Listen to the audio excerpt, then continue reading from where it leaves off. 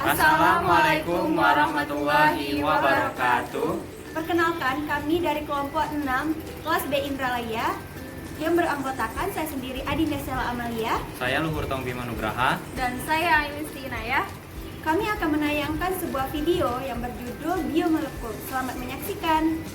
Tujuan pembelajaran, mahasiswa mampu menunjukkan sikap tanggung jawab untuk memahami falsafah biokimia. Prosedur proyek. Pertama, carilah dan pahami materi mengenai logika molekuler makhluk hidup. Kedua, temukan makhluk hidup yang dapat dijadikan objek dalam proyek ini. Ketiga, amati kemudian rekam perilaku objek yang menjadi sasaran. Karbohidrat merupakan biomolekul yang terdiri dari karbon dan hidrat. Dikarenakan atom C dikelilingi oleh atom H dan OH yang berbaris panjang. Semakin kompleks suatu karbohidrat, maka semakin banyak pula rangkaian atom C-nya. Salah satu contoh karbohidrat adalah glukosa atau C6H12O6.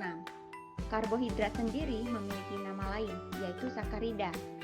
Secara umum dibagi menjadi dua, yaitu gula sederhana dan kompleks. Gula sederhana dibagi menjadi beberapa kelompok. Yang pertama, monosakarida, hanya satu unit gula. Contohnya banyak ditemukan di dalam tubuh ribosa, deoksiribosa, fruktosa, glukosa, dan galaktosa. Yang kedua, disakarida, molekul karbohidrat yang terdiri dari dua unit gula.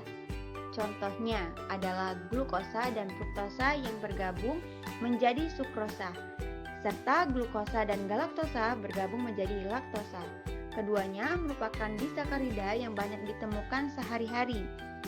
Sukrosa adalah molekul gula pasir, sementara laktosa adalah gula yang terdapat pada susu. Yang ketiga, oligosakarida merupakan kelompok gula sederhana terakhir, molekul yang memiliki beberapa unit karbohidrat. Banyak ditemukan pada permukaan membran sel. Selanjutnya, gula kompleks atau polisakarida. Penyimpanan energi contohnya pati atau amilum, contohnya roti dan glukogen. Sedangkan sebagai penyusun struktur tubuh, selulosa dan kitin. Lipid merupakan polimer yang dibentuk oleh asam-asam lemak dan gliserol inti pusat gliserol yang terikat hingga 3 rantai asam lemak. Asam lemak dibagi menjadi 2 golongan, yaitu asam lemak jenuh pada rantai karbonnya memiliki ikatan tunggal dan asam lemak tak jenuh pada rantai karbonnya memiliki ikatan rangkap. Contoh asam lemak jenuh: asam palmitat, asam stearat, sedangkan contoh asam lemak tak jenuh: asam oleat, asam linoleat, asam araginonat, dan asam linolenat. Penggolongan lipid. Lipid sederhana terbagi menjadi 2, yaitu lemak bentuk ester dalam gliserol, contoh lemak dalam bentuk cair yaitu minyak. Kedua, lilin merupakan bentuk ester dalam lemak yang memiliki berat molekul besar dengan bentuk alkohol monohidrat. Lipid kompleks, contohnya fosfolipid, glikolipid, sulfolipid, aminolipid, dan lipoprotein. Derivat lipid yaitu senyawa yang dihasilkan oleh proses hidrolisis lipid, contohnya asam lemak, gliserol, dan sterol. Bahan pangan yang mengandung lipid: tempe, mentega, dan minyak sayur.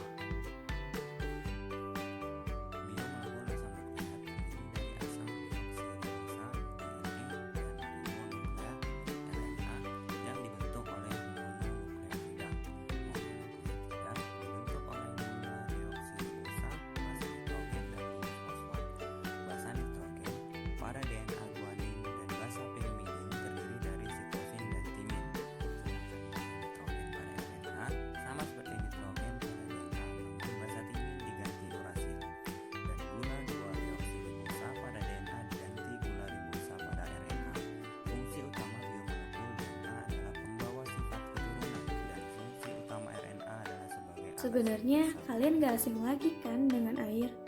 Air merupakan tempat berlangsungnya transportasi nutrien, reaksi-reaksi enzimatis, metabolisme, dan transfer energi kimia. Adapun sifat-sifat air diantaranya tidak reaktif, tidak berasa, tidak berbau, dan stabil. Struktur molekul air ada 2, yaitu ikatan hidrogen dan ikatan kovalen. Air sebagai pelarut dipengaruhi adanya polaritas. Contohnya, pada garam. Garam dapat larut dengan mudah dalam air karena kutub positif dari air akan berikatan dengan atom Cl-. Sedangkan kutub negatif dari air akan berikatan dengan atom Na+. Tetapi, apabila terjadi penambahan garam terlalu banyak pada larutan, air sebagai pelarut tidak dapat bekerja secara maksimal dan tidak lagi dapat mengikat komponen garam dan menghasilkan larutan jenuh. Maka, garam yang dilarutkan akan mengendap ke dasar larutan. Adapun sifat koligatif air yaitu penurunan titik beku, kenaikan titik didih, tekanan uap, tekanan osmosis, dan juga dipengaruhi oleh adanya senyawa terlarut. Demikianlah video dari kelompok kami tutup. Wassalamualaikum warahmatullahi wabarakatuh.